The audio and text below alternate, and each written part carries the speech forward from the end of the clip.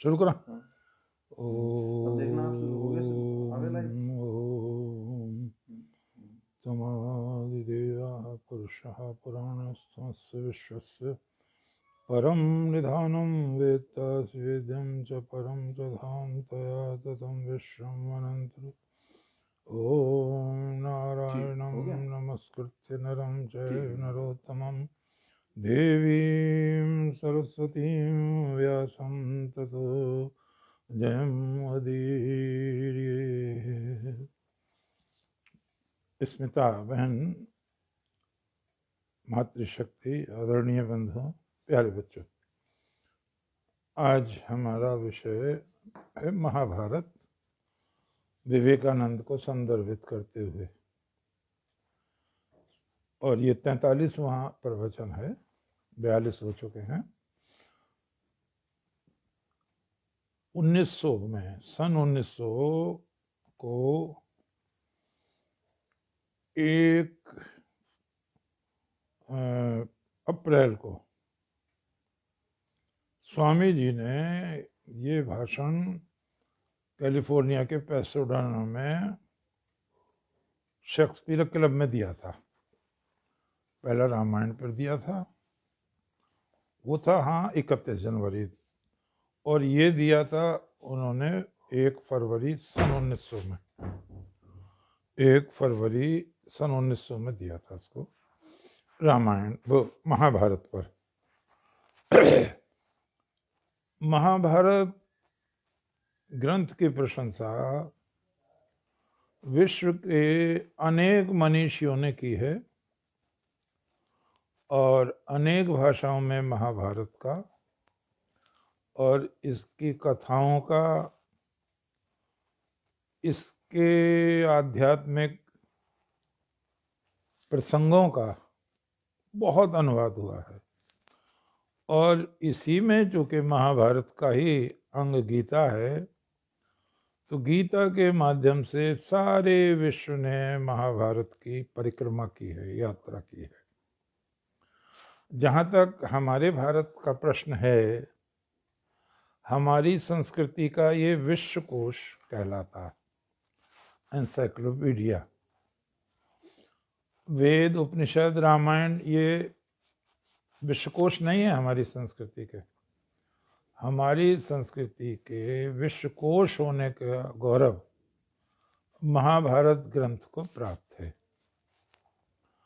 स्वामी जी ने इस पर भी प्रकाश डाला कि महाभारत शब्द का अर्थ क्या है। कई लोगों का ये विचार है कि जैन धर्म के महापुरुष भरत के नाम पर देश का नाम भारतवर्ष हुआ है। कुछ लोगों का विचार है कि भरत नाम का एक कबीला था वैदिक युग में, उसके नाम पर भारत हुआ है। तीसरा विचार यह है कि चंद्रवंश के अंतर्गत दुष्यंत और शकुंतला के पुत्र सर्वदमन भरत, जिन्होंने 135 अश्वमेध यज्ञ किए थे, और जिनके विषय में ये प्रशस्ति है, जैसे भूमि पर खड़ा हुआ व्यक्ति उंगली से चंद्रमा को नहीं छू सकता, उसी तरह धरती पर रहने वाला कोई भी व्यक्ति, भाषण प्रारंभ हो गया गुरु जी, कोई भी व्यक्ति भारत की समता नहीं कर सकता।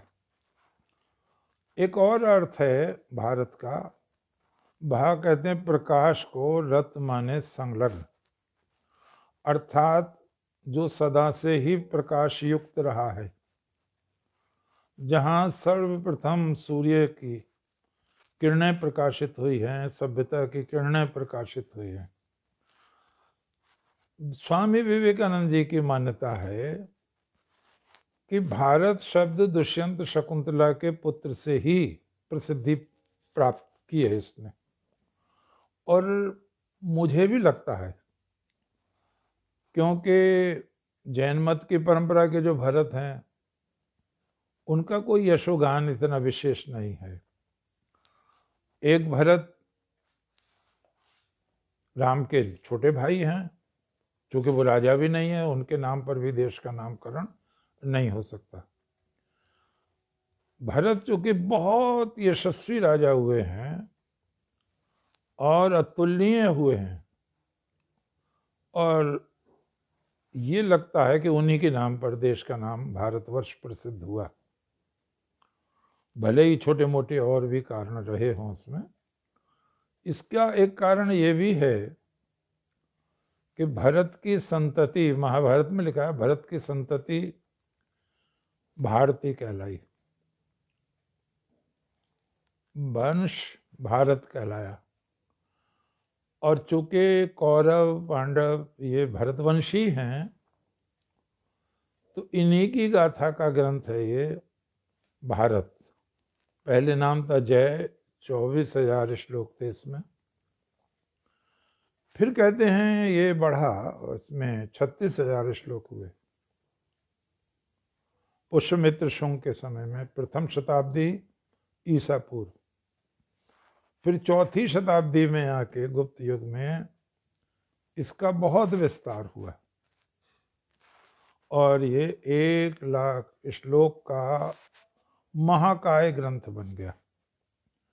विश्व में कोई भी इतना विशाल ग्रंथ नहीं है, न पृष्ठों की संख्या की दृष्टि से, न भार की दृष्टि से। इसको 5वां वेद कहा गया, इतनी मान्यता है महाभारत की हमारे यहाँ। और ये भी कहा गया है जिसने चारों वेद पढ़े हैं लेकिन महाभारत नहीं पढ़ा तो वो विज्ञ नहीं कहलाएगा। इससे अधिक क्या कहा जा सकता था। व्यास मुनि महाज्ञानी थे, वेद और लोक का उन्होंने समन्वय किया है। ये भी ध्यान में रखने की चीज है कि गाथा तो ये कौरवों की है, पांडव उन्हीं के हैं, कुरु के वंशज हैं दोनों, पांडव और कौरव। पांडु से पांडव कहलाने लगे और धृतराष्ट्र से धार्तराष्ट्र होने चाहिए थे, लेकिन उनको कौरव कहते हैं, तो कौरव तो दोनों हैं। इनकी गाथा का ग्रंथ है ये। आपस में एक ही वंश के लोग दो हटके दो पक्षों में बट के लड़े हैं, आपस में युद्ध है, एक ही खानदान का युद्ध है, एक ही वंश का युद्ध है, एक ही पूर्वज के उत्तराधिकारियों का युद्ध है। और इसमें चूंकि आख्यान पर आख्यान जुड़ते चले गए, जैसे सत्यवान सावित्री का आख्यान है,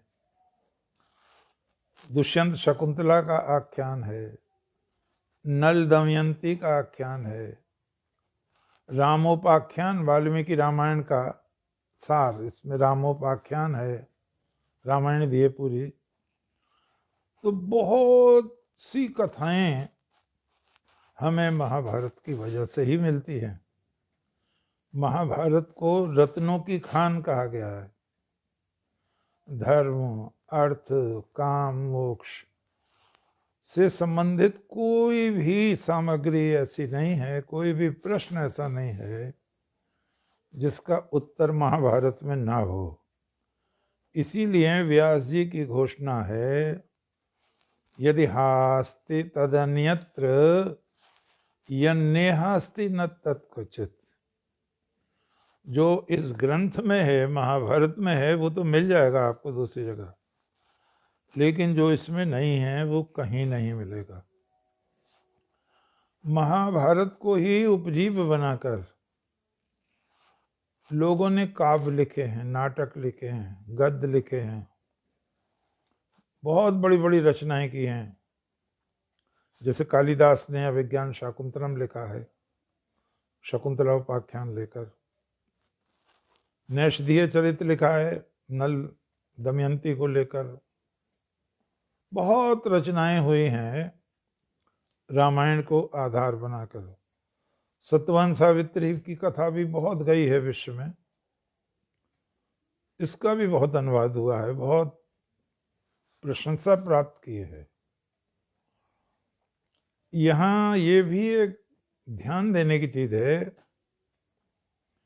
जिन लोगों ने भगवत गीता पढ़ते हैं या पढ़ते हैं, पढ़ रहे हैं, विचार करते हैं, वो ये देखेंगे कि गीता में जो बातें सिद्धांत रूप में कही गई हैं, महाभारत में वो दृष्टांत रूप में, कथाओं के रूप में, उदाहरण के रूप में की गई हैं। इसको हम यूं भी समझ सकते हैं कि कुछ मनीषियों ने हदबंदी कर दी कि ये स्त्रियां हैं, शूद्र हैं, आदि आदि, ये वेद नहीं सुन सकते। तो ऐसी कोई पाबंदी महाभारत में नहीं है, गीता में भी नहीं है। भगवान ने किसी भी तरह की कोई हदबंदी, कोई घेराबंदी नहीं रखी है। भगवान ने बहुत स्पष्ट कहा है गीता में, चाहे जितना पापी हो, एक बार मेरी शरण में आ जाए तो महात्मा हो जाता है। अर्थात सब लोग स्वीकार्य हैं इसमें। और 9वें अध्याय में तो भगवान ने खुद कह दिया, जिन्हें कभी अज्ञानवश मना कर दिया गया वेद, उपनिषद, गायत्री मंत्र पढ़ने को, स्त्री शूद्र को, सभी के लिए खोला गया है द्वार। भगवान ने गीता में स्पष्ट कहा है कि स्त्री हो, वैश्य हो, शूद्र हो, कोई भी हो, सबका स्वागत है। तो ये महाभारत का महत्व इसलिए भी बहुत अधिक है कि ये जन जन की संपदा है। इसीलिए झोंपड़ी से लेकर महल तक में इसकी प्रतिष्ठा है। मैंने निवेदन किया था पिछली बार, सम्राट अकबर ने महाभारत का अनुवाद कराया था, बहुत विद्वान लगे थे उसमें। और मुझे इस समय ठीक ध्यान नहीं आ रहा है, संभवतः उसमें 14 लाख रुपया खर्च हुआ था। और एक प्रति उसकी जयपुर के राजघराने में कहते हैं आज भी रखी है। और सम्राट अकबर उसको नियमित सुना करते थे, महाभारत को विद्वान से निशान लगा दिया करते थे, फिर आगे सुनते थे और उसको दक्षिणा देते थे, जिससे सम्राट अकबर महाभारत सुना करते थे। एक सिक्का मिला है, उसका फोटो वगैरह भी आया था। सम्राट अकबर ने सन 1605 ईस्वी में अपनी मृत्यु से कुछ घंटे पहले रामसिंह नाम का एक सिक्का चलाया था। राम, सीता, लक्ष्मण वनवास जाते हुए। तो जहां हम सम्राट अकबर की आलोचना करते हैं, वहां वो प्रशंसा के भी पात्र हैं। जजिया कर हटाया है उन्होंने, तीर्थ यात्रा कर हटाया है उन्होंने, मंदिरों का विध्वंस करते थे लोग, वो रुकवाया है। जो मंदिर टूट गए हैं उनकी मरम्मत की जा सकती है, ये स्वीकृति दी है। नए बनवाए जा सकते हैं, ये स्वीकृति दी है। पहले फौज में जो पकड़े जाते थे विपक्ष के, फौज के, उनको या तो वध करा दिया जाता था या उनका धर्म परिवर्तित करा दिया जाता था। सम्राट अकबर ने इसको भी मना किया, ये गलत बात है, जो जिस धर्म का है उसी धर्म में रहे वो। सूरदास जी महाराज के एक बहुत परिचित संत हरिदास स्वामी, उन्होंने एक गायों का जुलूस निकाला, अकबर के सामने होकर निकला वो, और उसमें कुछ लिखा हुआ था।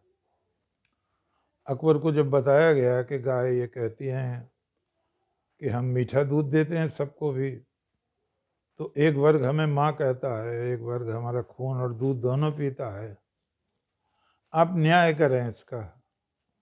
तो कहते हैं सम्राट ने वहीं से कहा, गोवध पर प्रतिबंध लगा दिया।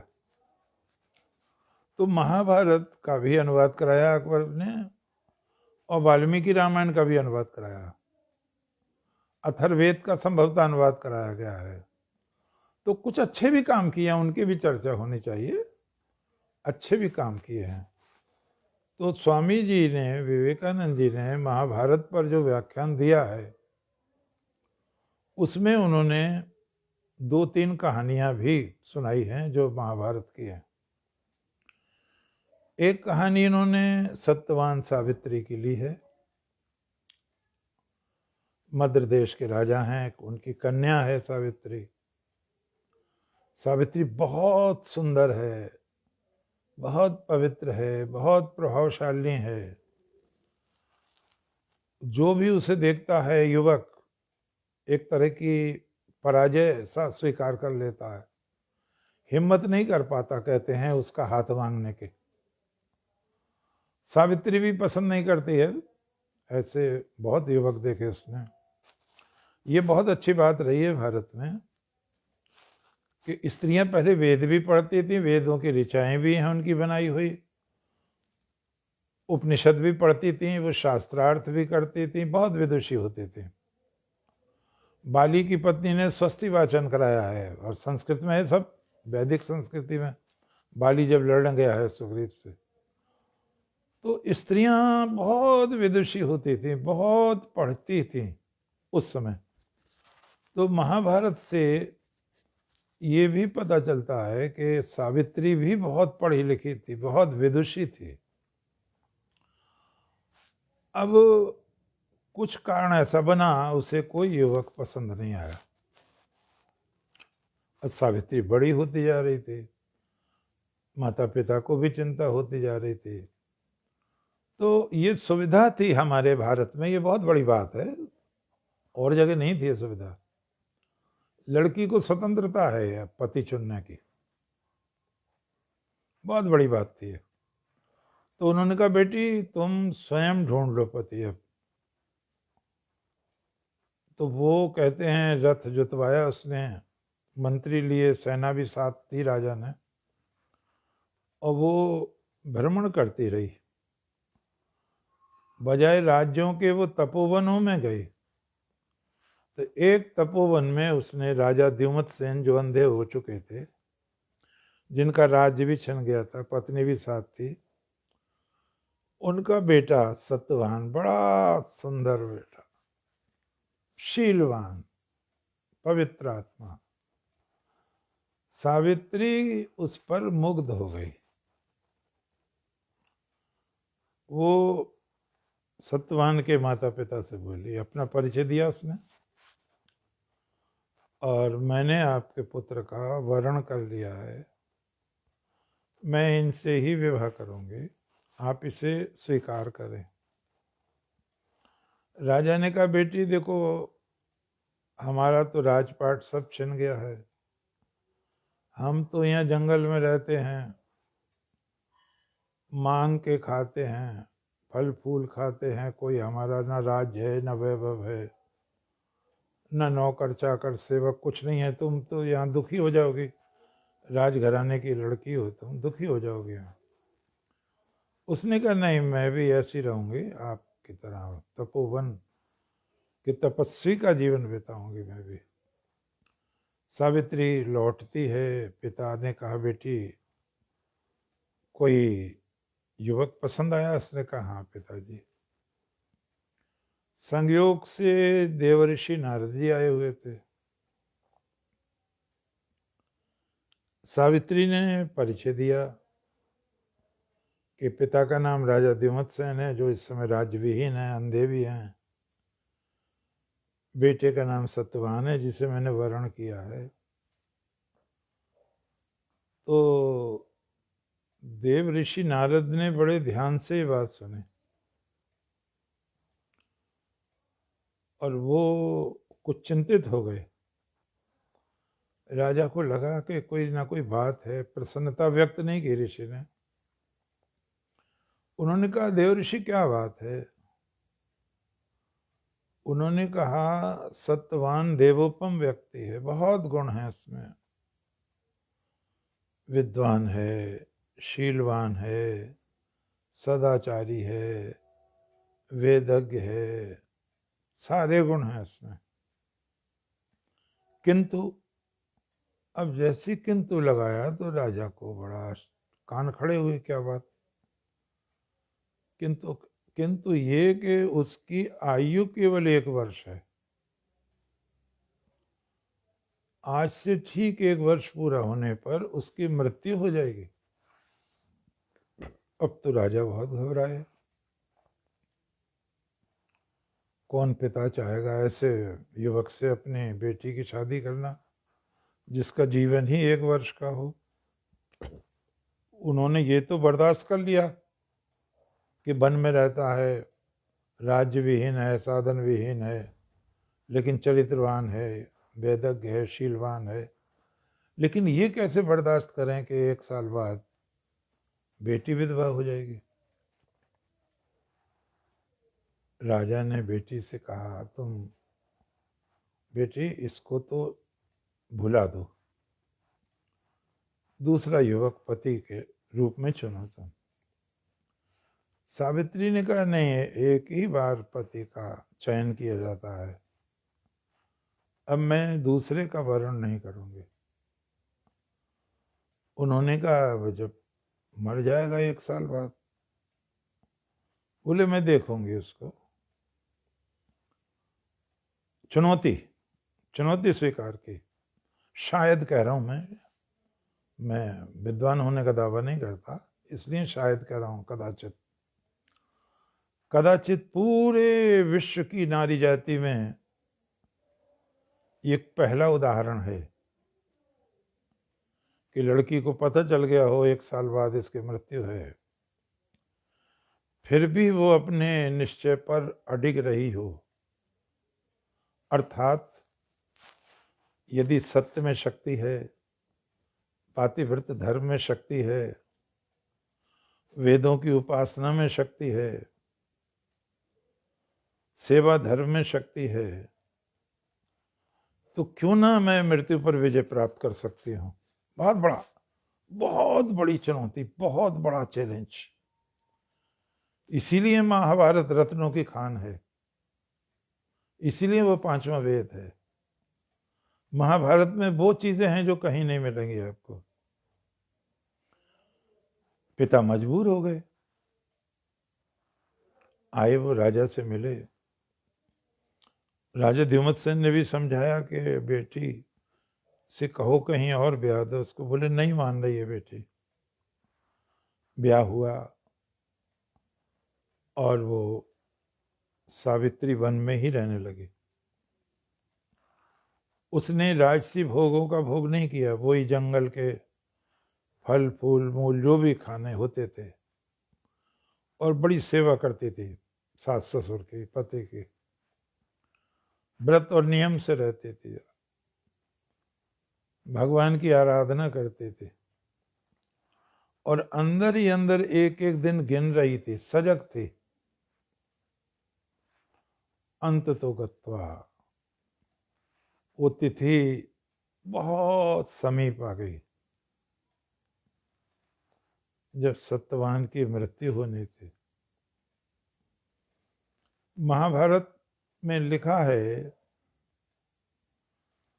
कि 4 दिन पहले, इस घटना से, मृत्यु के दिन से 4 दिन पहले, सावित्री ने सब कुछ छोड़ दिया, भोजन वगैरह।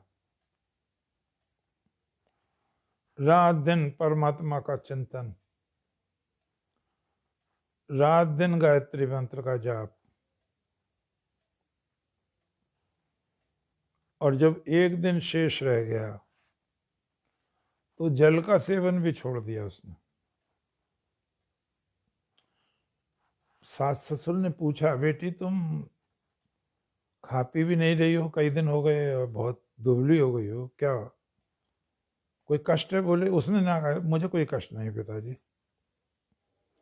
चौथे दिन, जिस दिन मृत्यु का दिन था, उसने अपने सास ससुर से आज्ञा ली,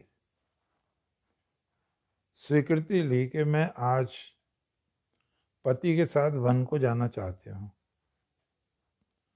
मेरा मन ये कह रहा है मैं इनके साथ रहूं हर समय आज। उन्होंने कहा, ठीक है बेटे, तुम जाओ। सत्यवान सावित्री गए, सत्यवान जंगल का परिचय कराते चले गए, अच्छी अच्छी बातें, अच्छे अच्छे प्रसंग सुनाते चले गए। सावित्री को बैठा दिया उन्होंने और वो वृक्ष पर चढ़कर लकड़ी काटने को चढ़ गए। थोड़ी ही देर में उनके सिर में बहुत पीड़ा हुई और वो जल्दी जल्दी उतरे। उन्होंने कहा, सावित्री, असह्य पीड़ा हो रही है मुझे कुछ सुझाई नहीं पड़ रहा है। तो उसने कहा, आप आराम करिए। सावित्री ने अपनी गोद में उनका सिर रख लिया और वो लेट गए। थोड़ी ही देर में मृत्यु के देवता आ गए।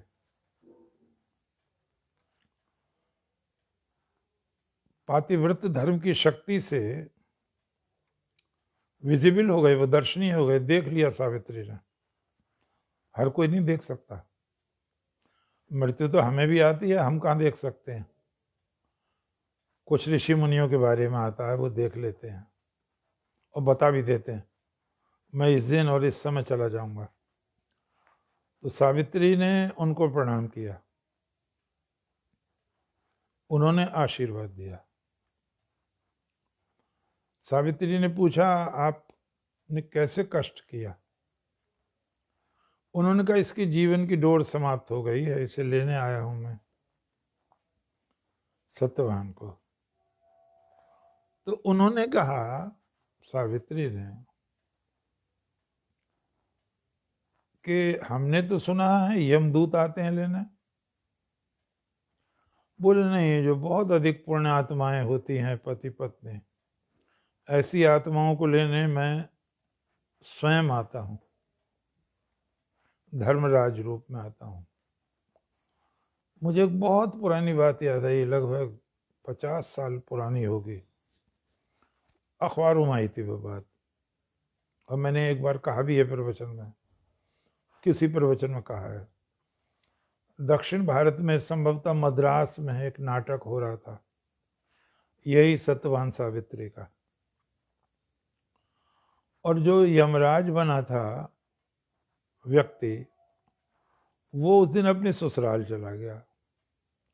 चूंकि यमराज का नंबर बाद में ही आता है, तो सोचा कि आ जाएगा, तब तक उसने भी सोचा मैं आ जाऊंगा। जो भी 20-25 को उस रहा होगा, उसने सोचा होगा मैं आ जाऊंगा। लेकिन नाटक तो समाप्ति की ओर बढ़ने लगा और यमराज का भैंसा भी बंध गया स्टेज के पीछे आके। और यमराज का कहीं पता नहीं, बड़ा समस्या हो गई।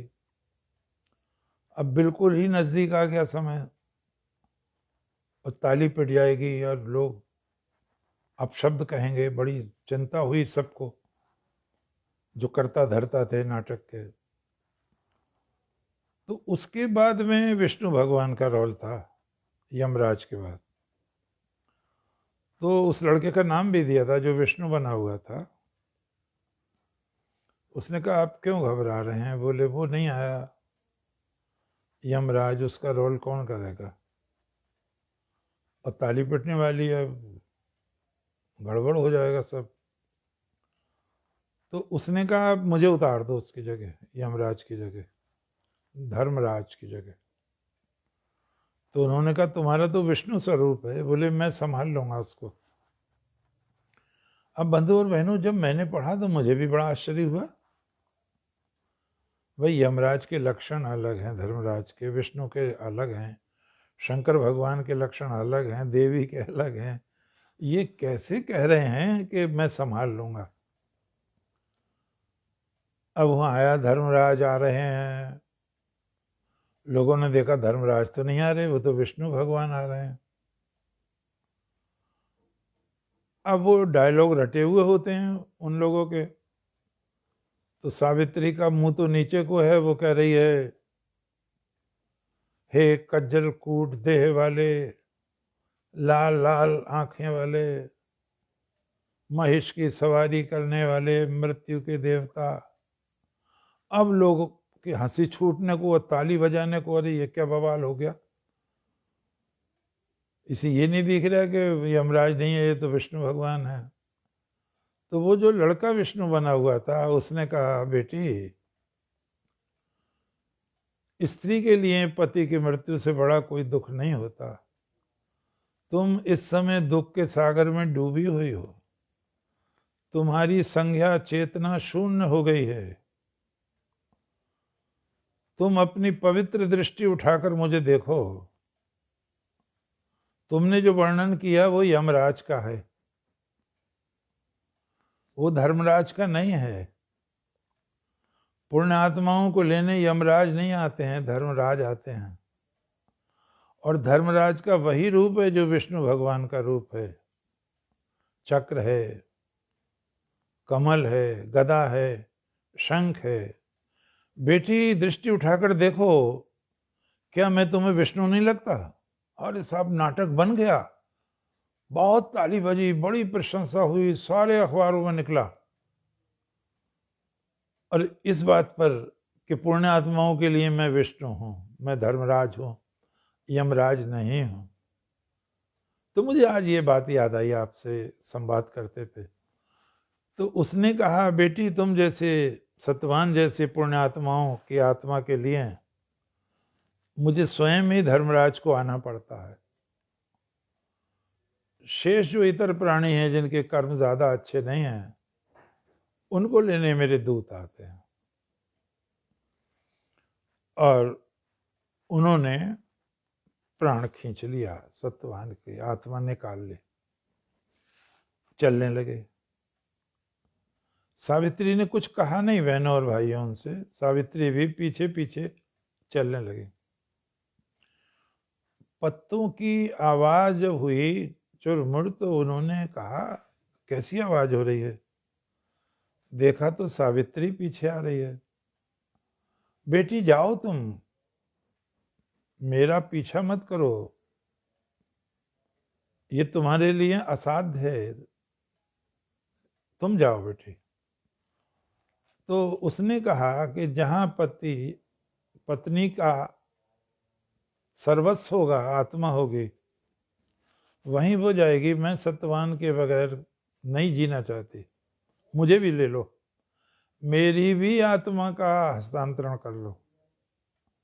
अब यमराज बड़े चक्कर में पड़े, भाई सावित्री का कैसे प्राण ले लें, इसकी तो आयु शेष है अभी।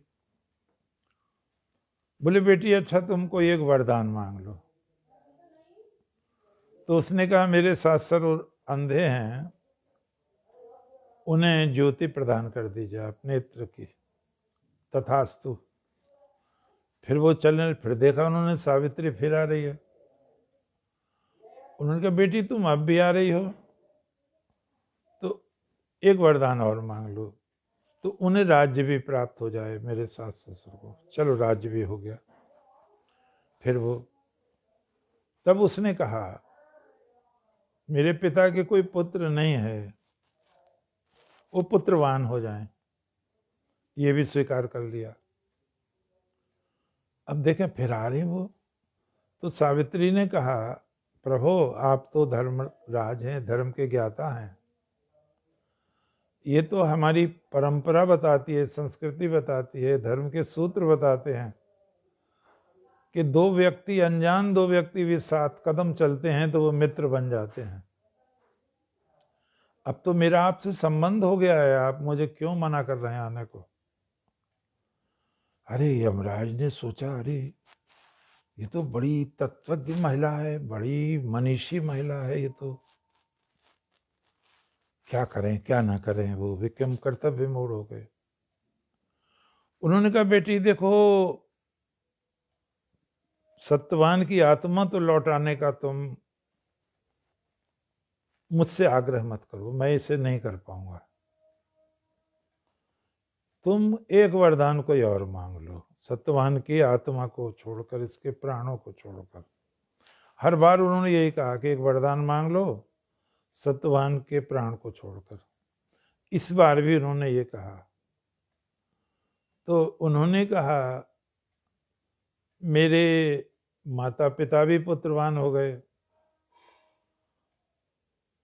अब मैं ये वरदान मांगती हूँ कि सत्यवान के जो माता पिता हैं वो पौत्रवान हो जाएं। और वो तथास्तु कह गए जल्दी में।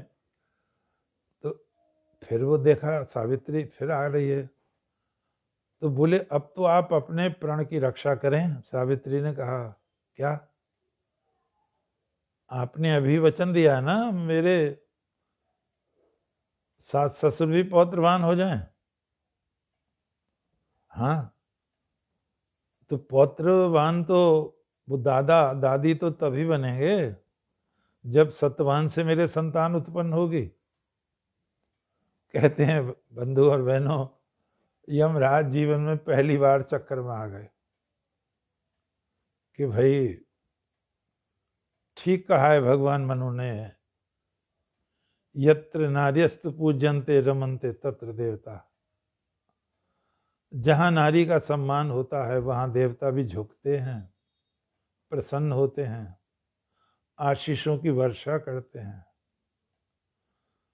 मुझे वो शब्द दोबारा याद आ रहे हैं।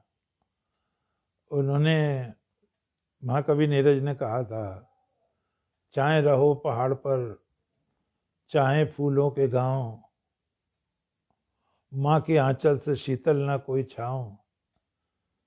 जिसमें राम और कृष्ण ने भी खेले खेल विचित्र, माँ की गोदी से अधिक तीरथ कौन पवित्र। यमराज ने मन ही मन सावित्री को आशीर्वाद दिया और कहा ठीक है बेटी, मैं जीवन लौटाता हूं सत्यवान का। जब तक सृष्टि रहेगी, जब तक सूर्य चंद्र रहेंगे, धरती आकाश रहेगा, तब तक तुम्हारे पातिव्रत की कथा संसार में अमर रहेगी। स्वामी विवेकानंद जी महाराज ने शेक्सपियर क्लब में कैलिफोर्निया के पेसोडाना में ये कथा सुनाते हुए बहुत प्रसन्नता व्यक्त की। आप समझ सकते हैं कि विदेश की धरती पर कितना प्रभाव पड़ा होगा इस कथा का जो स्वामी जी ने सुनाई। एक बात और ध्यान देने की है, क्योंकि हम विवेकानंद से संदर्भित करते चल रहे हैं चीज़ों को। विवेकानंद ने बहुत कहानियां सुनाई हैं। कहानी सुनाने की कला में भी वो बेजोड़ थे, बांध लेते थे आकर्षण की डोर में श्रोताओं को। फिर वो कहते हैं, मैं महाभारत की एक और कहानी सुनाता हूं आपको। उन्होंने कहा, महान चंद्रवंश में, सम्राट ययाति के वंश में आगे चलकर हस्तिनापुर नरेश दुष्यंत हुए। बहुत प्रतापी राजा थे, शीलवान राजा थे, बलवान राजा थे, चारों ओर सुख शांति थी। आज समुद्र पर्यंत उनका शासन था। प्रजा पूर्ण रूपेण सुखी थी और वो उस धर्म का पालन करते थे कि जिस तरह माता पिता अपने बच्चों का कल्याण चाहते हैं, राजा को संतानवत अपनी प्रजा से प्रेम करना चाहिए। वो इस सिद्धांत का अक्षरशः पालन करते थे। राजा ही सतयुग का सृष्टा है, वही त्रेता का सृष्टा है, द्वापर का और कलयुग का।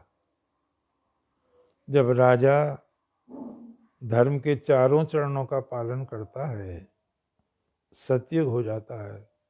सब लोग सत्य बोलने लगते हैं, छल प्रपंच नहीं रहता है, धरा ही स्वर्ग बन जाती है। जब राजा एक अंश छोड़ देता है धर्म का, 3 चरणों का पालन करता है, तो त्रेता आ जाता है, समाज में अवनति आ जाती है। आगे चल के अगर वो एक चरण और छोड़ दे तो द्वापर आ जाता है और मनुष्य का चरित्र और भी क्षीण हो जाता है। हाँ, अगर राजा धर्म के 3 चरण छोड़ देता है तो घोर कलयुग आ जाता है। अव्यवस्थाएं फैलती हैं, व्यभिचार फैलता है, चोरी डकैती फैलती है, नैतिकता के मानदंड धूमिल होते जाते हैं। राजा ही काल का निर्माता है, काल राजा का निर्माता नहीं है। ये जो कहावत है चरितार्थ कर रहे थे पूर्ण रूपेण सम्राट दुष्यंत। सम्राट कहते हैं एक बार आखेट को जा रहे थे, बहुत दूर निकल गए वो आखेट में जाते जाते। उन्होंने देखा एक तपोवन है, जो लोग, अब बहन जी नोएडा में रहती हैं, वे तो गोरखपुर की हैं, ये स्मिता जी, जो लोग यहाँ बिजनौर आए हैं वो मालनी नदी देखी है उन्होंने, और नजीमाबाद में नजीबुद्दौला का किला कहलाता था वो, आगे उसके कोट द्वार है। तो यहीं कहीं पर कण्व ऋषि का आश्रम था मालनी नदी के किनारे, जहाँ शकुंतला पढ़ी है, लिखी है, और जिस तपोवन का हम उल्लेख कर रहे हैं बिजनौर जिले में पड़ता है वो। एक बार बड़ी हंसी की बात पड़ रही थी, वो हंसी मजाक चलता था ट्रेन में, तो बिजनौर की बदनामी कर रहे थे लोग।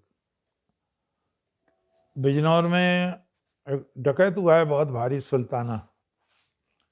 तो सुल्ताना कहते हैं पैदा तो मुरादाबाद में हुआ था, लेकिन उसकी कर्म भूमि बिजनौर में थी, और वो उसी किले में छिपता था नजीबुद्दौला के बिजनौर बांधे में, नजीमाबाद में। तो जब उस बिजनौर वाले कमज़ोर पड़ने लगे तो मुझे ध्यान आया, मैंने कि मैं कुछ सहायता करूं बिजनौर वालों की। मैंने कहा भाई बिजनौर को एक श्रेय प्राप्त है, गौरव प्राप्त है, जो भारत के किसी भी जनपद को प्राप्त नहीं है। अब लोग आश्चर्यचकित होने लगे, बोले क्या? मैंने कि बिजनौर जिले में ही मालनी नदी के किनारे वो बालक पैदा हुआ जिसका नाम सर्वदमन था, जो आगे भरत कहलाया, और जिसके नाम पर हमारे समूचे देश का नाम भारतवर्ष है। क्या ये श्रेय है किसी और स्थान को? लोग बहुत हंसे, बोले ये तो बहुत बढ़िया बात बताई आपने। तो ये बिजनौर को क्रेडिट है कि यहाँ महाराजा भरत का जन्म हुआ था। और दुष्यंत राजा कहाँ के हैं? हस्तिनापुर के, मेरठ के पास।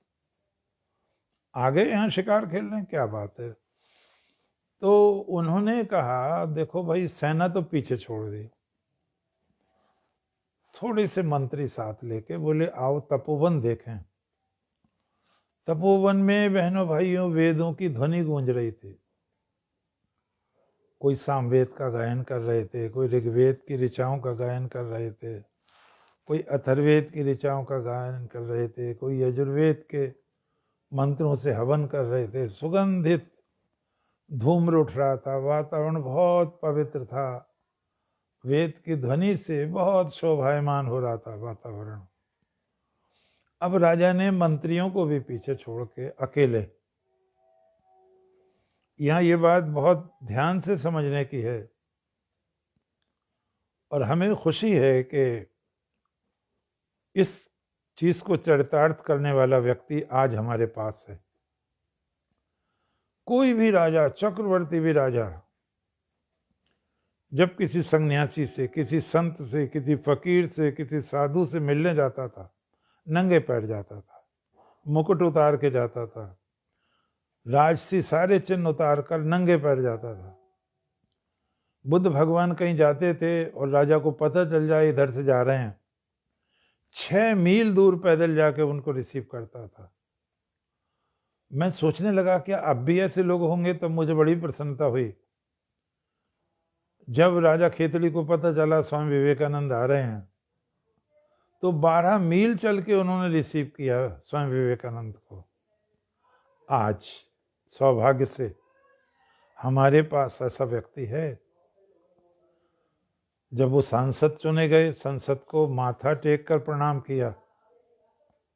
क्यों? क्योंकि 2 अरब वर्ष पहले संसद की स्तुति में गाया जा रहा है, ओम संगच्छध्वं संवर्धध्वं शंभो मनासि जानताम देवा भागम यथा पूर्वे संजानाना उपासते समानो मंत्रः समिति समानि समानं मनः सचित्तमेषां समानं मंत्र एव समानेन वो हविषा। जो विचार समान हो, मंत्र समान हो, बुद्धि पवित्र हो, और राजा बढ़े चले जा रहे हैं। वेद ध्वनि का अमृत रस कानों में घुलता जा रहा है, दिव्य वातावरण है। और हमने देखा मोदी जी जब चुनकर आए तो माथा टेक कर प्रणाम किया, शायद ना किया हो किसी उनसे पहले किसी प्रधानमंत्री ने। अभी आपने देखा स्वच्छकारों को, सफाई कर्मचारियों को पैर धोए उन्होंने। अरे ये वो चीजें हैं जो अमर कर देती हैं। ये हमारी संस्कृति है। ये हमारी संस्कृति में ही संभव है कि राम शबरी के झूठे बेर खा लें। ये हमारी ही संस्कृति में साहस है कि वो भगवान से जीवात्मा के पैर धुलवा दे, आंसुओं से पैर धुलवा दे। ये हमारी ही संस्कृति में विलक्षणता है कि वो ब्रह्मा विष्णु महेश तीनों को बच्चा बना के सुला दे, दूध पिला दे अपना। विलक्षण है ये संस्कृति, विलक्षण है। सा प्रथमा संस्कृति विश्ववारा, विश्व की ये प्रथम संस्कृति है। स्वयं मनु भगवान ने कहा है, एतद्देश प्रसूतस्य सकाशाद्रग्र जन्मनः स्वं स्वं चरित्रम शिक्षेरन पृथिव्याम सर्वान्वः। आओ आओ, चारों ओर से आओ, सारों दिशाओं से आओ। भारत के अग्रजन्माओं के चरणों में बैठकर अपने अपने व्यापार, अपने अपने व्यवसाय, अपने अपने कर्म की दीक्षा ग्रहण करो। नालंदा, तक्षशिला, उदंतपुरी, काशी, नदिया, तमाम ऐसी यूनिवर्सिटी थीं जहां एशिया भर के लोग पढ़ने आया करते थे। मैं वाल्मीकि रामायण पर जब बोल रहा था, एक चीज मुझसे स्लिप हो गई थी, आज उससे भी याद आ गई मुझको। उत्तरकांड में है रामायण के, जब विश्वामित्र बता रहे थे श्री राम को कि देखो कैसे कैसे लोगों को मारा है विष्णु ने, तुमने जिन राक्षसों से युद्ध किया, पौलस थे ये, लेकिन वो साल कटनकट जाति के थे। उनके हेड का नाम सोमाली था। और जब मैं भारत महान का विश्व को अवदान पढ़ रहा था, अमेरिका को भारत की देन, तो मुझे बड़ा आनंद आया। वाल्मीकि रामायण में श्लोक है, विष्णु ने जब श्रीलंका से भगा दिया सोमाली को, तो सोमाली जो साल कटनकट जाति का था वो रसातल चला गया, अमेरिका चला गया। रेड इंडियंस, पेरुवियंस, मैक्सिको, वहां जाकर उसने खेती करना सिखाया उनको। वर्णन है उसके, गोरा वर्ण था, काले काले बाल थे, बहुत लंबा डील था। और नई क्रांति आ गई थी उस समय मैक्सिको वगैरह में, और उसको देवता की तरह पूजा जा रहा था। आज भी राम सीतोत्सव मनाया जाता है वहाँ, आज भी दशहरा मनाया जाता है वहाँ रेड इंडियंस में, मैक्सिको में। आज भी विष्णु की प्रतिमा है वहाँ, आज भी गणेश की प्रतिमा है। इस संस्कृति का आप जितना अध्ययन करेंगे आपकी बाँछें खिल जाएंगी, आप आनंदित हो जाएंगे। धन्य है वो देश जिसमें हमने जन्म लिया, जन्म है वो संस्कृति जहाँ वेदों का गायन हुआ, धन्य है वो संस्कृति जिसने सारे संसार को ज्ञान सिखाया। मैं वर्णन कर रहा था। महाराज दुष्यंत अब अकेले ही जा रहे हैं तपोवन में। उनको कोई व्यक्ति दिखाई नहीं दे रहा है। उन्होंने कहा कोई है यहाँ, तो सामने से एक तापसी आई, तपस्विनी, अंग अंग जिसका सांचे में ढला हुआ, जैसे कोई अमृत लोक से पधारी हुई अप्सरा हो। आश्चर्यचकित हो गए दुष्यंत, तपोवन में इतनी सुंदर कन्याएं भी हैं। इससे ये भी सिद्ध होता है कि प्राचीन भारत में को एजुकेशन भी थी, सह शिक्षा भी थी। लड़के लड़कियां साथ साथ भी पढ़ते थे, ऐसे भी गुरुकुल थे। कण्व ऋषि का ऐसा ही गुरुकुल भी था, जहाँ लड़के लड़कियां साथ पढ़ते थे। उन्होंने कहा कि गुरु भगवान कहाँ गए हैं? महर्षि कण्व। कन्या ने कहा, शकुंतला ने कहा, वो पड़ोस के तपोवन में चले गए हैं, आते होंगे, आप बैठिए। तो उन्होंने कहा, देवी तुम कौन हो? दुष्यंत ने कहा।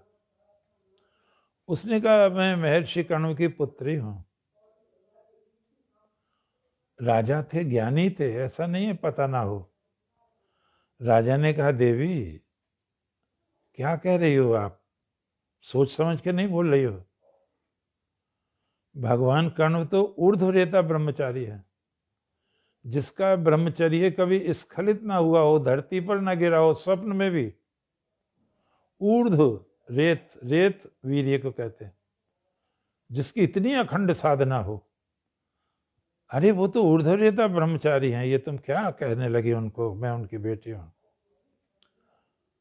उसने संभल कर कहा कि मैं उनकी पालित कन्या हूं, पोषित कन्या हूं। हाँ ये कहो, तुम उनके द्वारा पाली हुई कन्या हो। फिर देवी तुम्हारे माता पिता कौन हैं?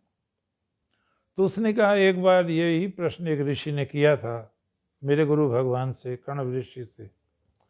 तब उन्होंने कहा, पुरानी बात है, विश्वामित्र बहुत भारी तपस्या कर रहे थे। देवराज इंद्र को डर हो गया ये कहीं मेरा इंद्रासन न छीन लें, और उसने अप्सरा को बुलवाया, मेनका को, और ये कहा तुम उनका तप भंग कर दो। उसने कहा, मैं विश्वामित्र से बहुत डरती हूं, वो तप के बल से नई सृष्टि बनाने वाले थे, नए लोक रचने वाले थे। आप लोगों ने ही उनसे क्षमा प्रार्थना करके ये कहा ऐसा ना कीजिए। वो तो नए नए लोकपाल नियुक्त कर रहे थे, वो मुझे भस्म कर देंगे, क्यों मुझे आप उनके पास भेज रहे हैं? मेनका से इंद्र ने कहा, नहीं हम तुम्हारी रक्षा करेंगे, आप जाओ। तो उसने कहा, मेरे साथ कामदेव को भी भेजिए फिर आप। मैं रूप श्रृंगार तो करके जाऊंगी ही, आप कामदेव को प्रेरणा देते रहे, वो मेरे कपड़े उड़ाता रहे कामदेव, जिससे वो मुझको कुछ ऐसी स्थिति में देखें कि तपस्या में विघ्न हो जाए उनके। कहते हैं ऐसा ही हुआ। विश्वामित्र ने देखा और वो फिसल गए। जब हम गीता पर बोलेंगे, चूंकि महाभारत है तो गीता अपने आप आएगी, तो एक श्लोक आएगा बहनों और भाइयों, विषया विनिर्वर्तन्ते निरारस्य देयिनः रसवर्जम रसोऽप्यस्य परम दृष्ट्वा निवर्तते। श्री भगवान कहते हैं, हे अर्जुन, जो व्यक्ति, जो तपस्वी, जो संत महात्मा साधक विषय भोग छोड़ देता है, उसके विषय भोग तो समाप्त हो जाते हैं, लेकिन अंदर रस रह जाता है, और वो रस जब तक नहीं समाप्त होता तो मनुष्य कभी भी पतित हो सकता है। रसोप्यस्य परम दृष्टवा निवर्तते। भगवान ने कहा रस, हाँ आसक्ति अंदर होती है, वो कब जाएगी? परम दृष्टवा निवर्तते, जब परम से साक्षात्कार हो जाएगा।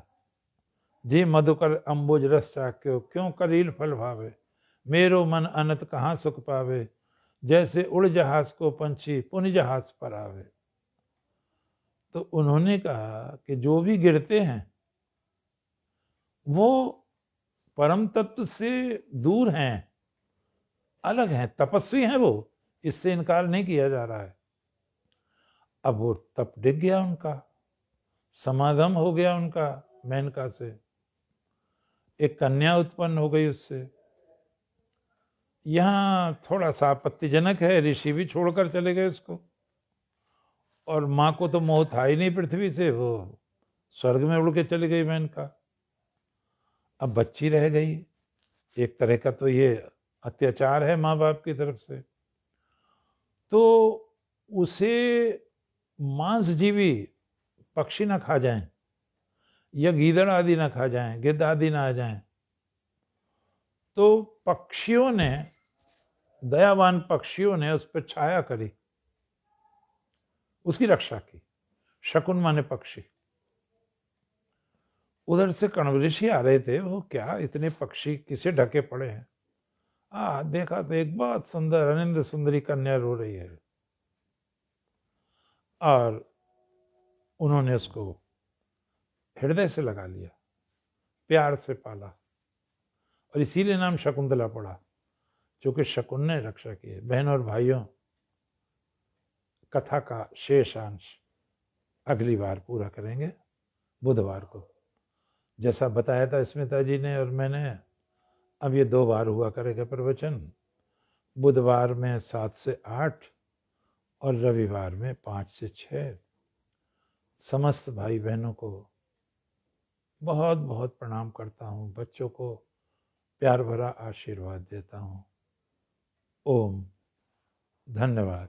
जय श्री कृष्ण।